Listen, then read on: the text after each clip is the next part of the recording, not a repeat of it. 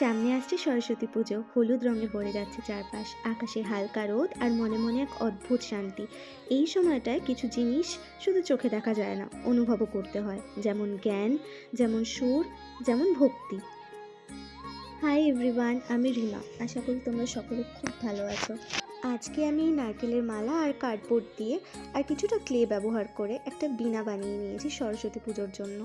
সরস্বতী মানে শুধু বই আর খাতা নয়, সরস্বতী মানে সৃষ্টির আনন্দ, যেখানে মন কথা বলে, হাত নিজের মতো করে কিছু বানায় আর হৃদয়টা একটু হালকা হয়ে যায়।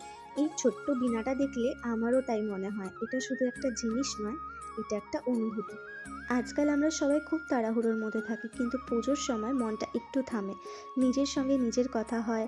এই বীণাটা বানাতে গিয়ে আমি বারবার এটা অনুভব করেছি যে শিল্প মানে পারফেক্ট হওয়া নয়, শিল্প মানে মন থেকে হওয়া।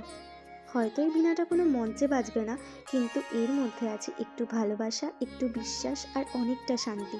বীণার প্রতিটা তার যেন একটা করে স্বপ্ন, প্রতিটা সাদা আলপনার দাগ যেন একটা করে প্রার্থনা। হলুদ রংটা মনে করিয়ে দেয়, শিখতে শেখাতে কখনো দেরি হয় না, শুরুটা যে কোনো সময়েই সুন্দর।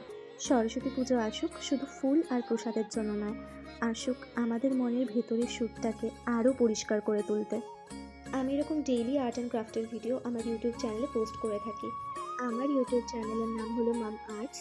আর তোমরা যদি আমার ইউটিউব চ্যানেলে ভিজিট করো তাহলে আমি অনেক খুশি হব। আমি ওপরে লিঙ্ক দিয়ে দেবো, তো তোমরা সবাই প্লিজ চেক আউট করে নিও। ফাইনালি আমাদের বীণাও কমপ্লিট হয়ে গেল। আর সকলকে আগাম সরস্বতী পুজোর অনেক শুভেচ্ছা। জ্ঞান, সৃষ্টিশীলতা আর শান্তি সবাইকে ছুঁয়ে যাক।